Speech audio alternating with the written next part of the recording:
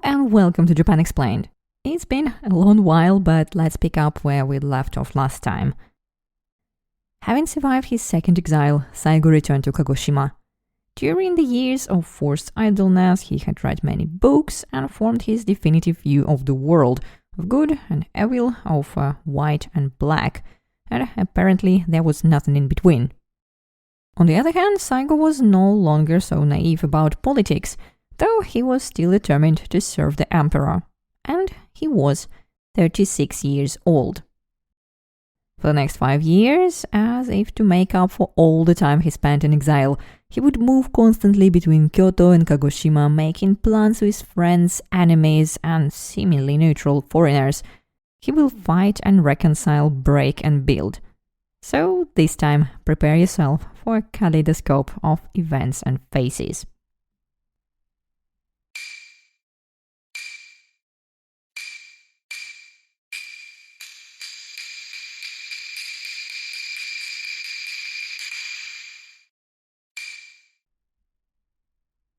On the 28th of March 1864, Saigo left Okinoirabujima, and although the comrades who came to take him home had clear instructions to bring him directly to Kagoshima, Saigo insisted that he be taken to his family in Oshima first.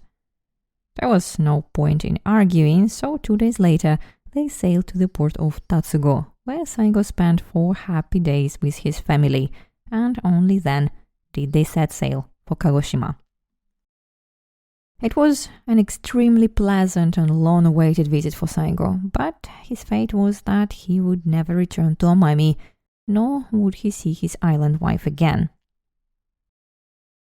Finally, on the 4th of April, Saigo arrived in Kagoshima.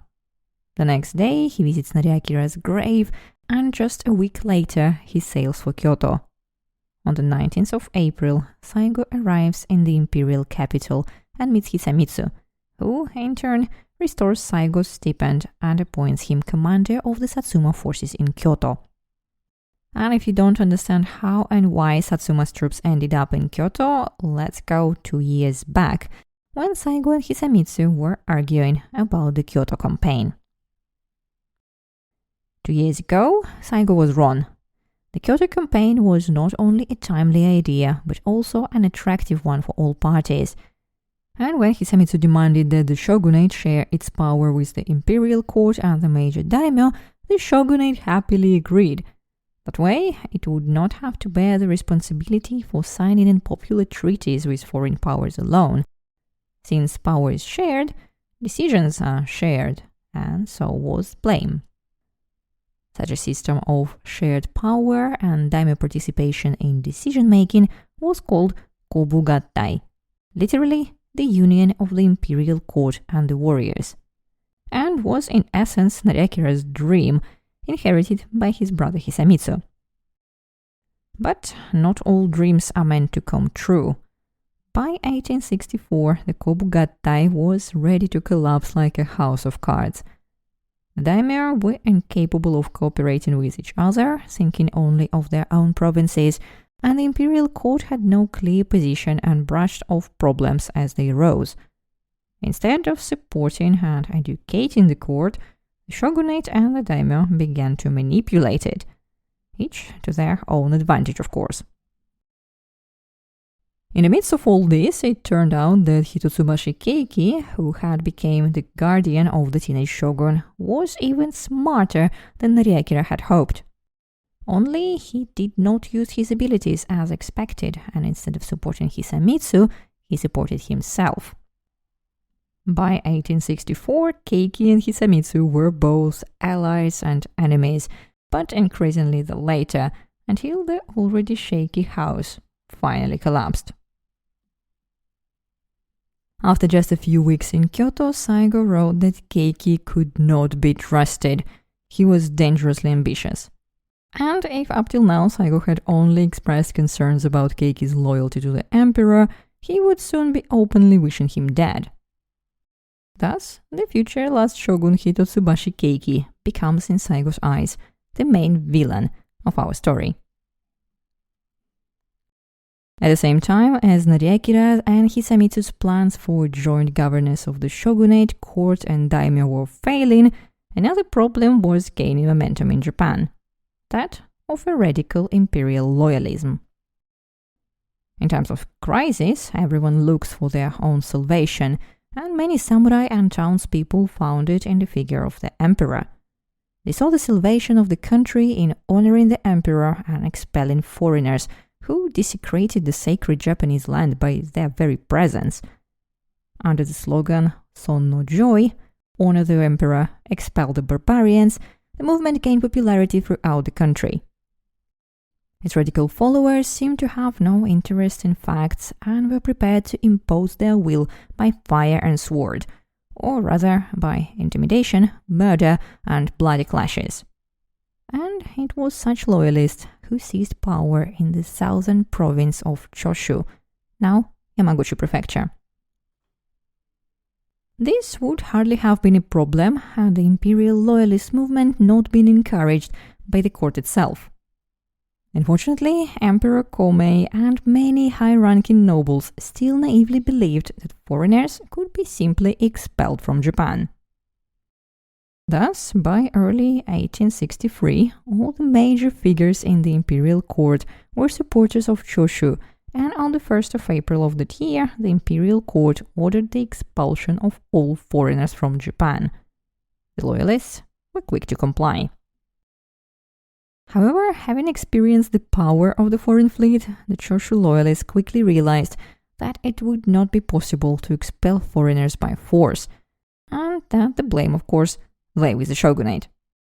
So, from the foreigners, Choshu instantly switched to a new enemy, Hisamistu, and his half measures and seeming interest in preserving the guilt-ridden shogunate. In July 1863, Satsuma samurai were banned from the palace grounds. But already in September, Satsuma united with Aizu clan and expelled from the palace the representatives of Choshu. Soon, the Choshu delegation was even refused entry to Kyoto. In an attempt to somehow improve the situation, the imperial court assembled a new council of daimyo and representative of the shogunate, but Keiki and Hisamistu fought like cat and dog, and on the 13th of April of 1864, the council also broke up. 6 days later, Saigo arrived in Kyoto to deal with this 2-year-old mess. In the meantime, both capitals were talking about the punitive expedition to Choshu. Saigo had mixed feelings about it. As a Satsuma samurai, he was happy to punish the enemy, but on the other hand, he suspected that the conflict between Satsuma and Choshu was orchestrated by the shogunate and the Aizu clan that supported it. As a result, Saigo couldn't answer the main question: was Choshu good or evil? So he volunteered to find out. Saigo's plan was to go to Choshu and demand a confession of guilt for the clan's actions in 1862. He was well aware that he might be killed, but he was comfortable with this scenario. If he was killed, Choshu was clearly on the side of evil. If they listened and apologized, good. Saigo asked the clan for permission to carry out his plan, but he was told to wait, and Saigo waited. As you can imagine, Choshu had a very different view of the described events. In their version of the story, Satsuma and Aizu have taken over the imperial palace by force, intimidating the aristocrats and issuing false edicts in the name of the emperor. The only way to save the emperor is to attack the palace and regain his freedom.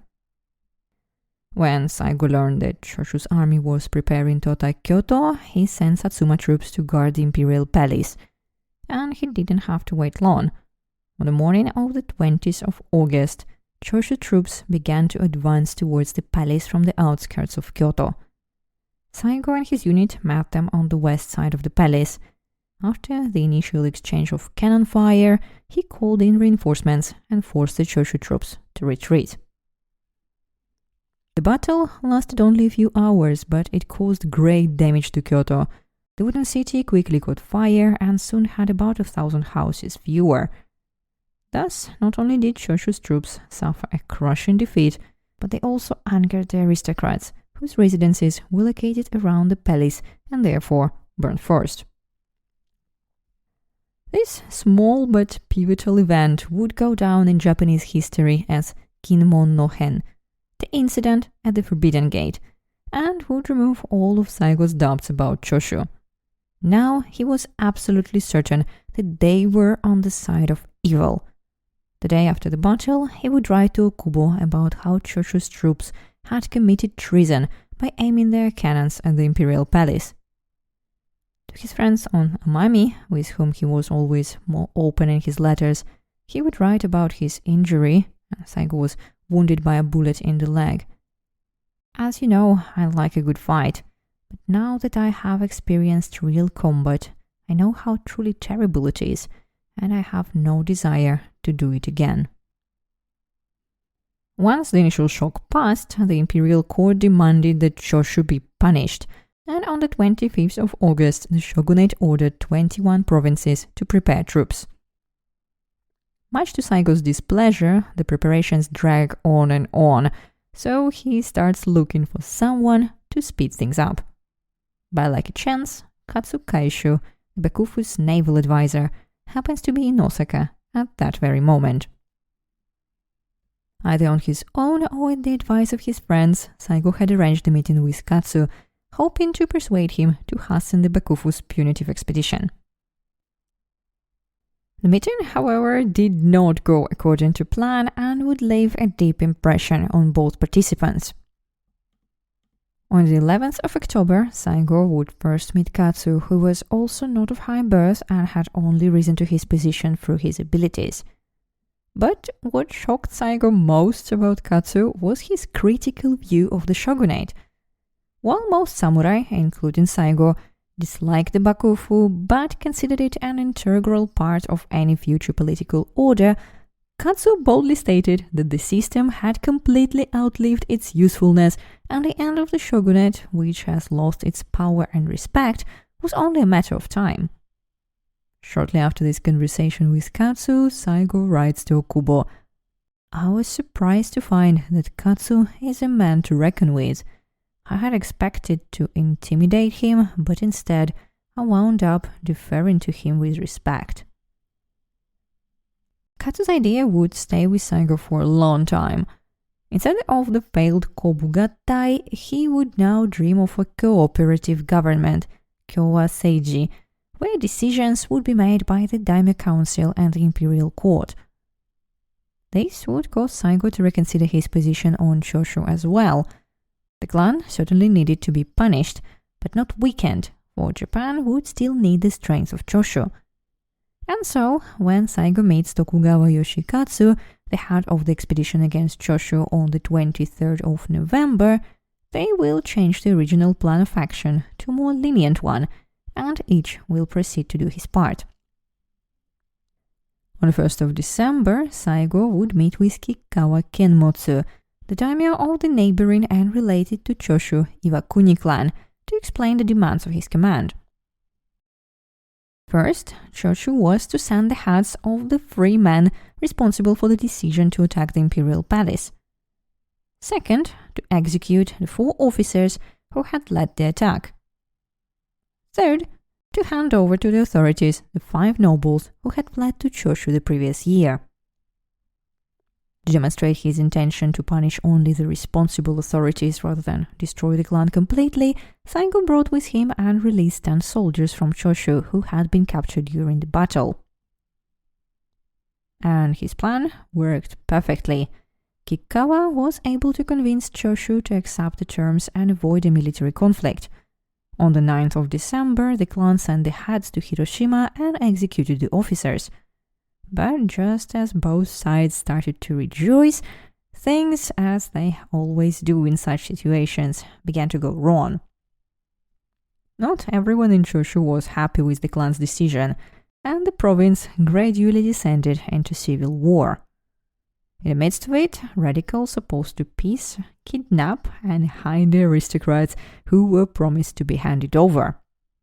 Saigo realizes that he needs a miracle to save his plan, and once again, like a true Superman, volunteers to be that miracle. After persuading his superiors to let him try to fix the situation, he travels from Hiroshima to the city of Kokura, at the very north of Kyushu Island, to meet his opponents in person. There, he meets an ardent supporter of Choshu, a samurai from Tosa province, Nakaoka Shintaro, who agrees to be his negotiator. Finally, on the 8th of January 1865, Saigo meets with Choshu loyalists in Shimonoseki. After heated discussion, they reach a compromise. The noblemen will be transported to a neutral area, the province of Fukuoka, where they will be guarded by representatives of the 5 clans. This was not an ideal solution for the Bakufu, but Saigo and Yoshikatsu were able to convince the other commanders to stop the attack on Choshu. On the 24th of January, Yoshikatsu ordered all troops to retreat. Having successfully resolved the Choshu issue, Saigo traveled to Kagoshima, where he was warmly welcomed and rewarded by Hisamistu. And just 2 weeks later, he was to be married again, this time to Iwayama Ito. This marriage, just like Saigo's first, was an arranged one. Marrying into the Iwayama family raised Saigo's status, but Ito also brought him a son and 2 daughters. All in all, 1865 was a very busy year for Saigo. In March, he traveled to Dazaifu to communicate with the arrested noblemen and their guards, then went to Kyoto, where he received bad news about the preparation of a second punitive expedition to Choshu, and returned to Kagoshima at the end of April with another hero of his time, a student of Katsukaishu and friend of Nakaoka Shintaro, the one and only Sakamoto Ryoma. Ryoma and Nakaoka had their own big dream, to unite Satsuma and Choshu. So, in May and June of 1865, while Saigo was getting another promotion, these two rushed between the 2 clans, trying to convince sworn enemies to become allies. Unexpectedly, they almost succeeded. It was all set for Saigo's meeting with Kido Takayoshi of Choshu, when Saigo was urgently summoned to Kyoto, and of course he dropped everything and left without even leaving a letter of explanation. Kido Takayoshi wasn't a mind reader, so he didn't appreciate Saigo's stunt. Luckily, he had Ryoma and Nakaoka working for him, and they wouldn't give up on the idea of an alliance after just first slip-up. On the 15th of August, they followed Saigo to Kyoto and assured him that Choshu was still ready for an alliance. Now, it was up to Satsuma to prove that their intentions for it were real and not just empty words. Soon, they had an idea of how to best do this.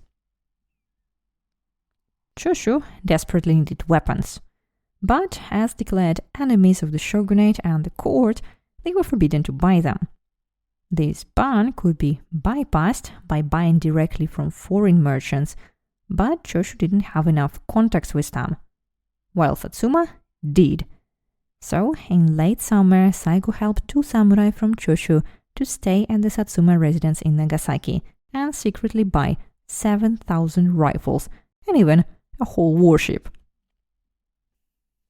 But there was no end to running from one end of the country to the other. On the 4th of November, a squadron of 9 foreign ships arrived at the port of Hyogo, now Kobe, and demanded that the port be opened. Saigo and Ryoma, who were back in Kyoto at the time, saw the ships for themselves and immediately sailed to Kagoshima to persuade Hisamistu to send troops to Kyoto. Hisamistu, however, decided not to go himself, but to send troops accompanied by Saigo and Komatsu Tatewaki, a high-ranking samurai in the service of Satsuma. Thus, on the 12th of December, Saigo returned to Kyoto once again. Finally, he was in no hurry, so he sent a Satsuma samurai to invite Choshu for further discussion of the alliance. The year changed, and on the 18th of February 1866, Kido Takayoshi arrived in Osaka from Choshu. 4 days later, he meets Saigo in the south of Kyoto and from there travels to the Satsuma residence in Kyoto. And while the conversation finally turns to common topics and interests, neither party seems to be in a hurry to make the first move. Kido, in the meantime, begins to lose patience and is about to leave when Ryoma arrives in Kyoto on the 7th of March to find the whole stubbornly silent nonsense. The very next day, Ryoma gets Kido and Saigo to stop thinking about their pride and sit down to discuss the details of an alliance. The fact that the Shogunate still couldn't forget the events of 2 years ago and on the very same day demanded some more punishments for Choshu probably contributed to the discussion. Thus, after almost a year of preparations, Satsuma and Choshu would form an alliance. It was far from ideal and left a lot of room for interpretation, and at first it didn't even do much to increase trust between the clans, but it was a signed-on-paper alliance of 2 clans working towards common goal. On the 18th of April, Saigo would sail from Osaka to Kagoshima.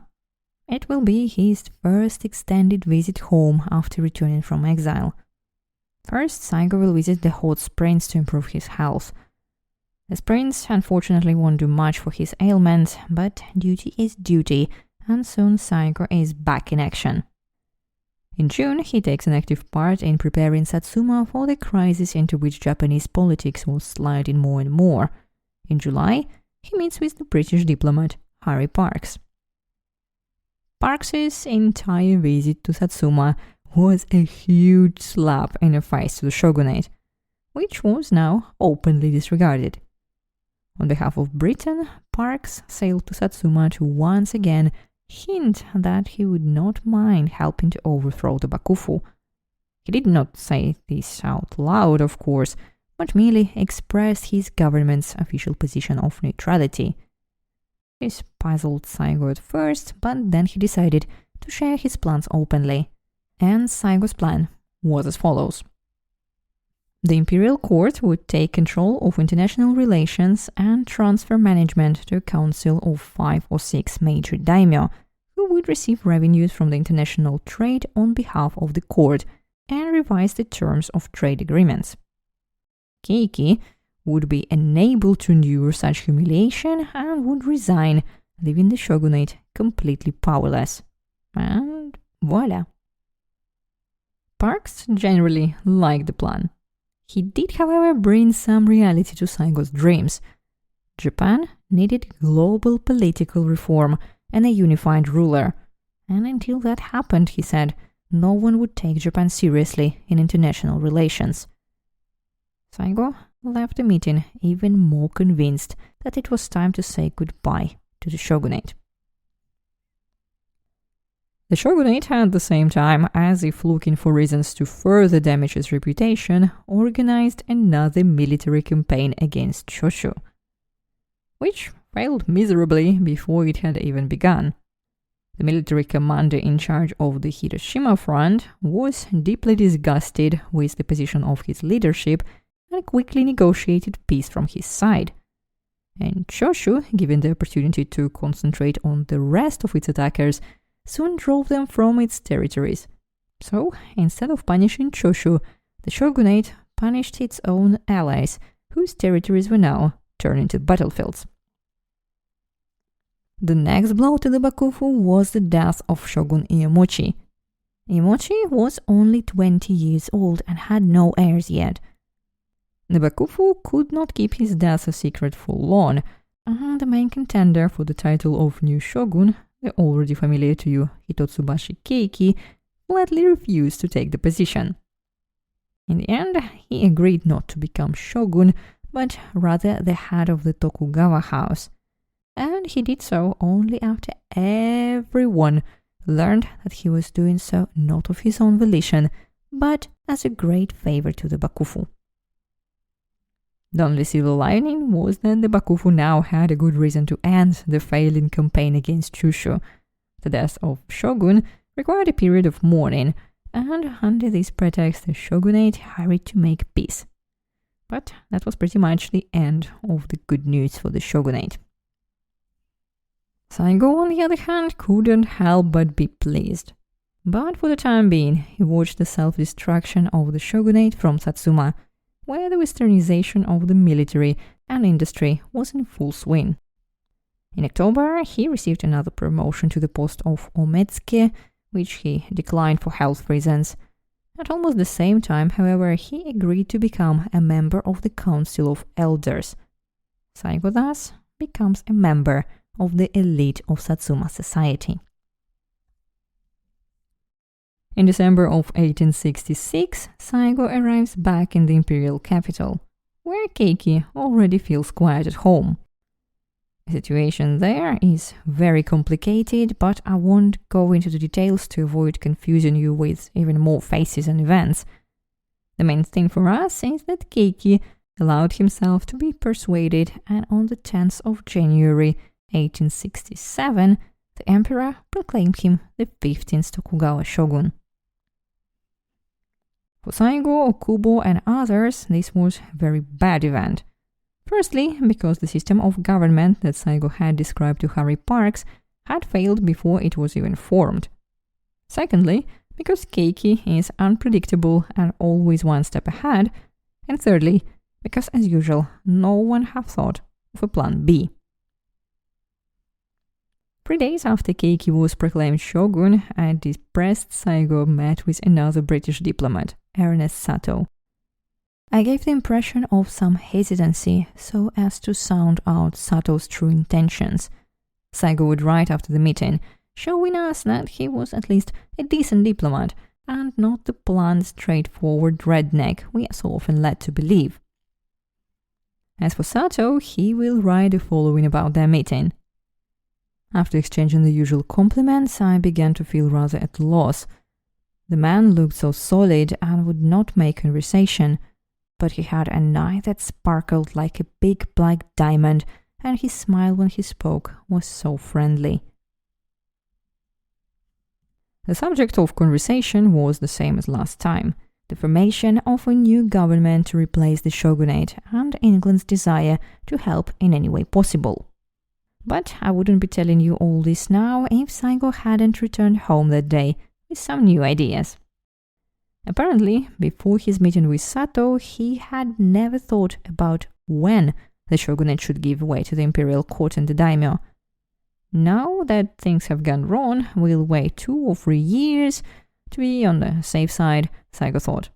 But Sato and other Englishmen had other ideas.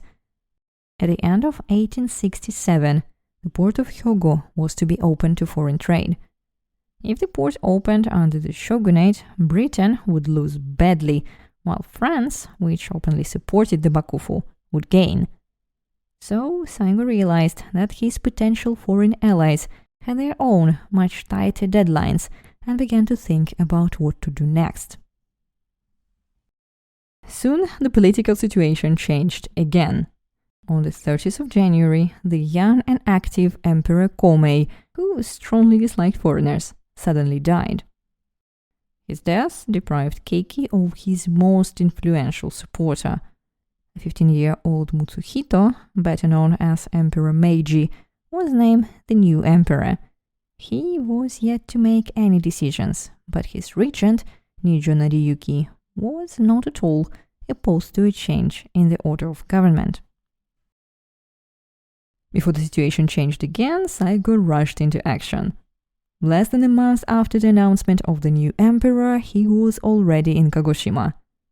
There, however, the illnesses he had acquired during his exile made themselves felt again, so Saigo spent the first few days at the hot springs, and only after recovering a little he began to persuade the clan to send Hisamistu to Kyoto.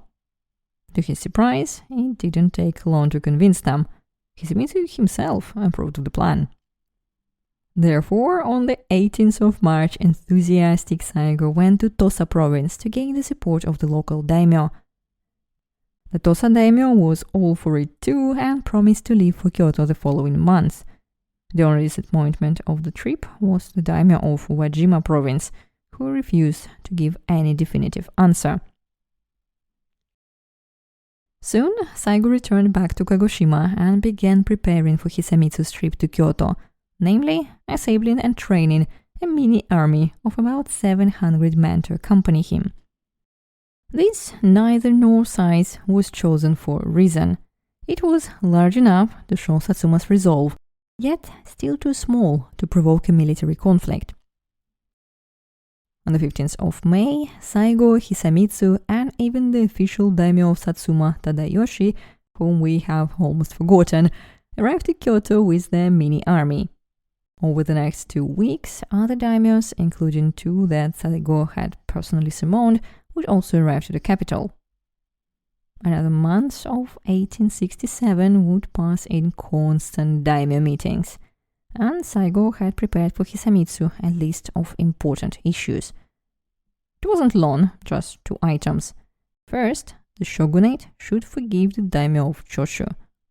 And second, the management of the port of Hyogo should be transferred to the imperial court. Thus, Saigo and Okubo thought they would fulfill their part of the agreement with Choshu, as well as publicly humiliate the shogunate and put it at a severe disadvantage before foreign powers. According to the agreement made with the shogunate, the port was to be opened very soon, but the imperial court did not promise anything to anyone, and most importantly was not delighted with the presence of foreigners in such close proximity to the capital. By opening the port, Keiki would have violated the will of the court. By not opening it, he would have violated the treaty and angered the foreign nations that had been waiting for this moment for 5 years. What Saigo and Okubo hadn't thought about was that the discussions might not even start at all, turning into a Swiftian debate on which side to break the boiled egg. Hisamistu insisted that the subject of Choshu should be brought first, while Keiki insisted that the Choshu issue had long since been closed and that the focus should be on the port. The argument went on and on until the palace aristocrats were completely fed up. By the evening of the 26th of June, Keiki had finally exhausted his opponents, and Regent Nijo agreed to open the port of Hyogo. Thus, the idea of joint rule by daimyo, court and shogunate was once again smashed against a rock named Keiki, and Saigo and Okubo realized that their number one enemy would not leave the political scene peacefully. But since Satsuma was not yet ready for the war with the shogunate, Saigo would spend the second half of 1867 building military alliances. The place to start was, of course, Choshu, but Keiki's victory meant that the issue of pardoning Choshu was off the table, and Saigo had absolutely nothing to show to the Choshu samurai. Instead, he decided to invite them to an audience with Hisamistu. For a low-ranking samurai, this was a very unexpected offer, but Hisamistu personally confirmed that Satsuma was faithful to the terms of the alliance, and this gave Choshu great confidence. In the evening of the same day, Choshu samurai were invited to another meeting where they, along with Saigo, Okubo, and several other important Satsuma representatives, discussed the actual and detailed plans for the alliance.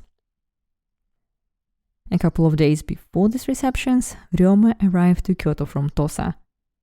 He brought with him a draft of a union between Satsuma and Tosa, which beautifully described the restoration of imperial power, the abolition of a shogunate, the establishment of a 2-chamber legislature, and many other wonderful things. On the 23rd of July, Ryoma showed all this beauty to Saigo, and Saigo agreed to the alliance based on the draft. Another week later, Satsuma officially confirmed his desire to participate in the alliance based on Ryoma's design, and the draft sailed to Tosa for approval. Saigo was overjoyed to have another alliance and wrote happily to his associates in Choshu about it. Unfortunately, he wrote in the same letter he would have to postpone his trip to Choshu because of this. Saigo intended to wait for a reply from Tosa in Kyoto. Soon he received a letter informing him that the Tosa daimyo approved of the alliance. But then Tosa was briefly caught up in an international scandal involving the murder of some more Britons, and when the Tosa representative returned to Kyoto in person, he would have no army with him and not even a document resembling the plan that has been discussed. In the meantime, tired of waiting and beginning to doubt their allies yet again, Choshu's representative went to Kyoto to talk to Saigo. In September, they met and Saigo shared with them his latest secret plan, known only to Hisamistu and a few other trusted men. The plan is for Satsuma to use its troops in Kyoto, Osaka and Edo to infiltrate the palace and install allied noblemen there, and to cut off the Tokugawa forces and their allies from Kyoto. Ironically, the plan Saigo announced was not much different from what Choshu had undertaken 3 years earlier, except that back then Choshu had attacked the palace and Satsuma had defended it with the allies of the Shogunate. Saigo's companions, also former participants in those events, sincerely reminded him of the danger of fires. Then the Tosa representative will return to Kyoto, and he and Saigo will look at each other with total confusion. Saigo will not see anything familiar in the text of the agreement, and most importantly, he will not see the promised troops.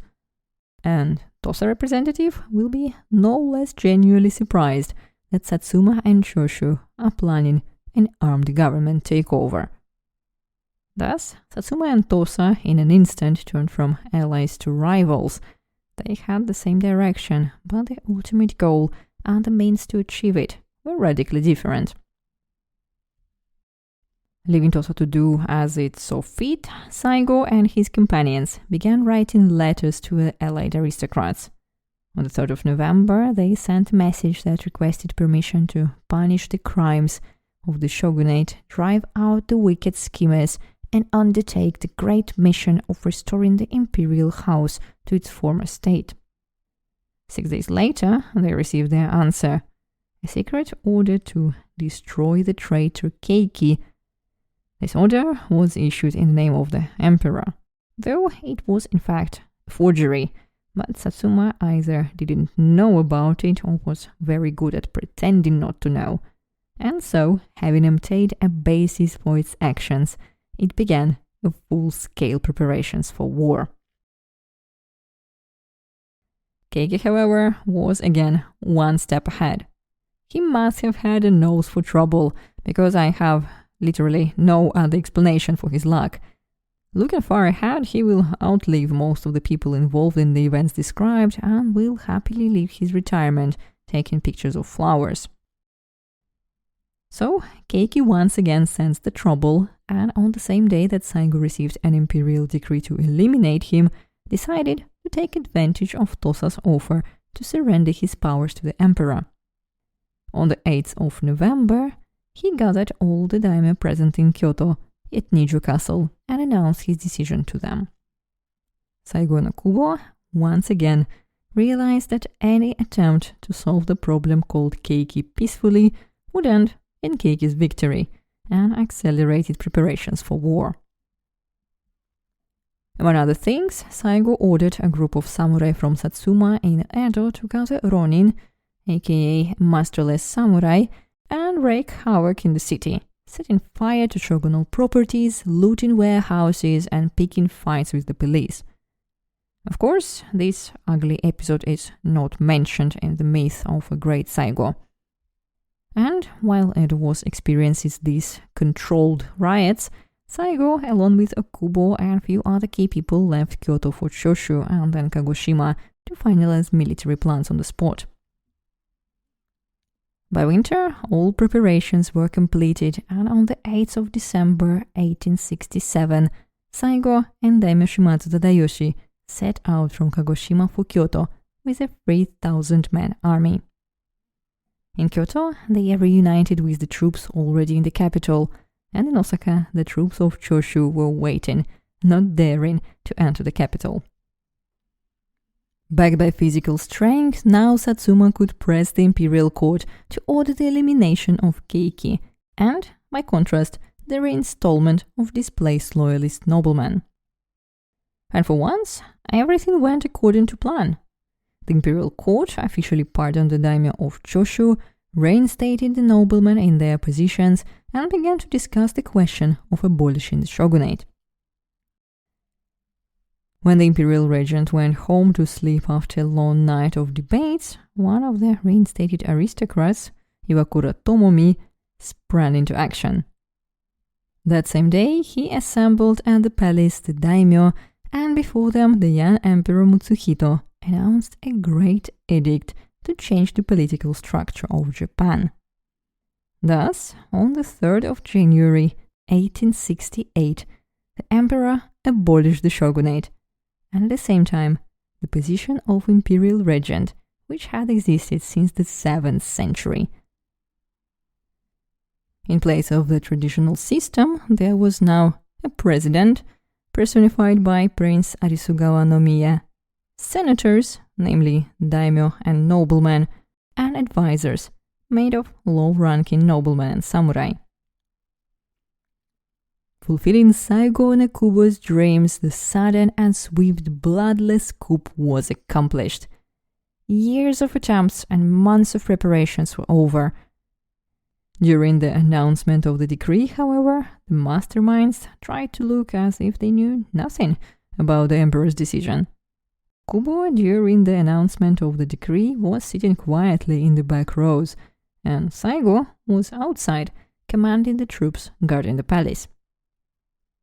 In truth, Saigo no Kubo, Ryoma, Kido, and other loyalist samurai had much more to do with these events than the daimyo sitting in the front rows. By the time the imperial edict was announced, ambitious samurai from the lower ranks were in fact deciding the politics of the major thousand clans, leaving the daimyos who had entrusted them with control in the backdrop of history. Of course, Keiki was immediately informed of the imperial decree, and along with the title of shogun, he was asked to surrender all his other titles and estates. Keiki, in turn, asked for a short delay to appease his disgruntled subordinates. Then, 2 days later, he abruptly left for Osaka, taking with him supporters from the Aizu and Kuwana clans, and didn't return. By the end of the month, Saigo was getting nervous. Such a calm was a clear sign that Keiki was gathering forces to attack. On the other hand, wasn't that what Saigo wanted, because he had never been able to defeat Keiki in politics. Take, for example, the riots in Edo ordered by Saigo, which by the end of January had borne fruit.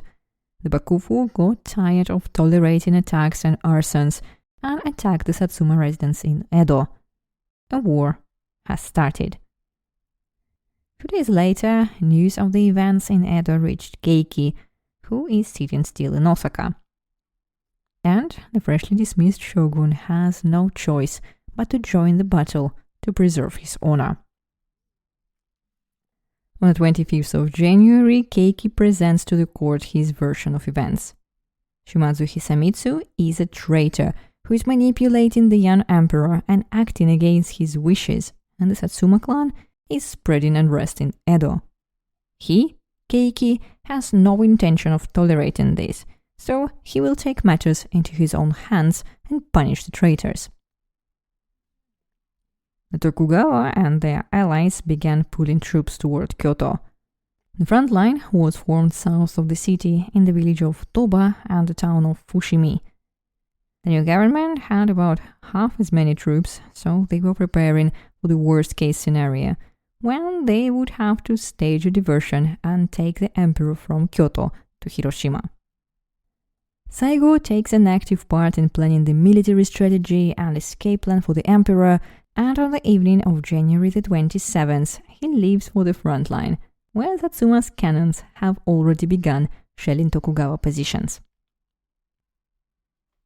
As a high-ranking commander, Saigo was not supposed to personally participate in the battle, but he couldn't resist at least going to see it. Today, when I got news of the battle, I could not contain myself, and although I expect to be scolded by our Lord, I went out to Fushimi and I have just now returned," he writes in a letter to Okubo. He would also add that it wouldn't hurt to send silk war banners to raise morale at the battlefront. 2 days later, Saigo will be seen at the front once again, fighting alongside his relatives. And in one more day, Keiki would abandon his troops and sail from Osaka to Edo. When the 3-day Battle of Toba-Fushimi ended with highly symbolic victory of the new government's troops under the imperial banners, Saigo begins to write letters. The enthusiastic stories about how the imperial forces had defeated the mighty Bakufu army 10 times greater in number, in fact about 2 or 3 times, were however soon replaced by disappointed lamentations that Saigo himself had become old and was no longer fit for battle. So, as soon as everything was settled, he would retire. But we've heard that before. It wasn't long before Saigo, preparing the imperial army for the march on Edo, was arguing heatedly that Keiki should commit harakiri. Then, about a month later, he would again complain that he was stuck at his office job and asked to be transferred somewhere where he'd die in battle. Meanwhile, by the end of March, the imperial army, without much resistance, came very close to Edo and stopped in Sunpu, now Shizuoka, to prepare conditions on which the Tokugawa troops could surrender. On the side of the shogunate, the same issues were handled by Katsukaisho, to whom Keiki entrusted the management of all the troops. On 29th of March, Katsu sent to Saigo his negotiator with a letter that very specifically appealed to Saigo's much-valued sense of loyalty to the emperor. The current situation in the imperial land is different from the past in that, although brother is pitted against brother, they also know that it's time to avoid such a disgrace. To exhaust one's strength suppressing lowly vassals is not a worthy path, but merely a decision to die a fruitless, angry death under a hail of bullets. And just as during their first meeting, Katsu convinced Saigo, who accepted to meet in person. The 5th and the 6th of April Saigo spent in discussions with Katsu, and Katsu convinced him a 3rd time, this time that Keiki is also a loyal servant of the emperor and a good governor who doesn't want the pointless death of his subjects. And if Saigo now showed mercy, the people of the country and foreigners alike would see it, and all would admire the imperial court, and peace and prosperity would come to the country. No longer wanting Keiki's blood, Saigo set out to arrange a new, more lenient plan for Tokugawa's surrender, all hints at which he himself had just recently criticized. Finally, on the 26th of April, the final terms of the surrender were announced at Edo Castle. Keiki was to retire to Mito province. Edo Castle was to be placed under the control of one of the daimyo allied to the emperor, and the shogunate and its allies were obliged to hand over all of their armaments to the imperial army. But all that was good in theory. In practice, many of the shogunate supporters had no intentions of surrendering.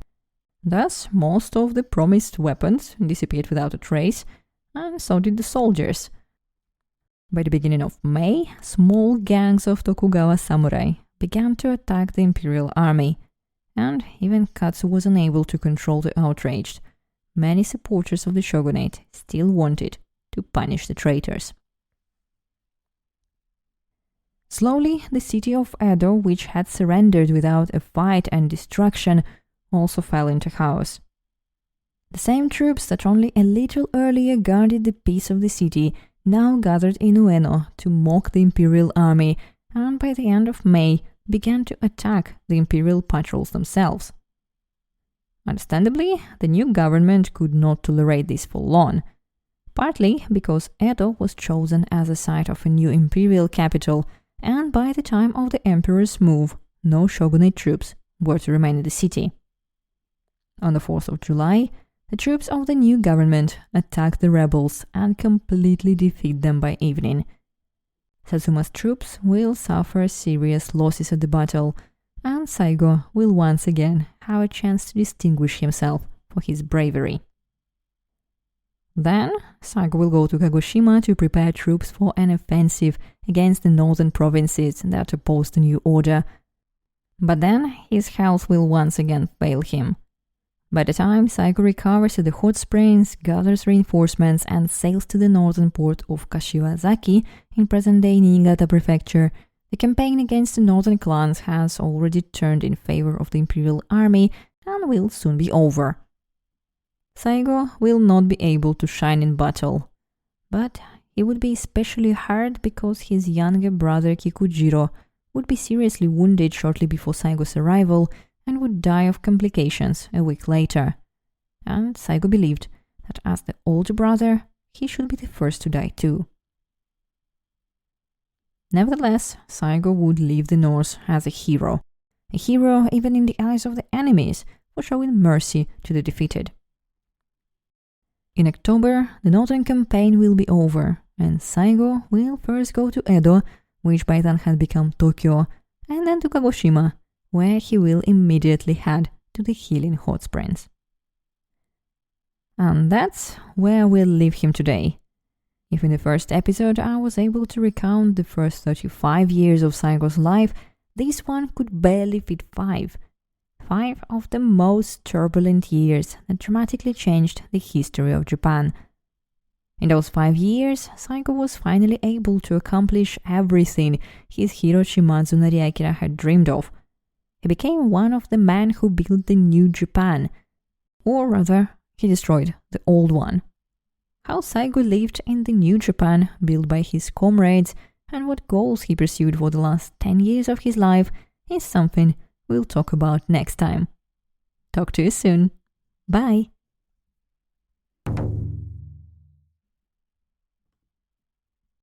When your company earns unlimited 2% cash back on all purchases with Capital One, that's serious business. So Steven at SandCloud got a serious business card, the Spark Cash Plus card from Capital One. We used our 2% cash back to help build our retail presence. Savvy, Steven. And we get big purchasing power, so our business can spend more and earn more. The Spark Cash Plus card from Capital One. What's in your wallet? Terms and conditions apply. Find out more at CapitalOne.com/SparkCashPlus.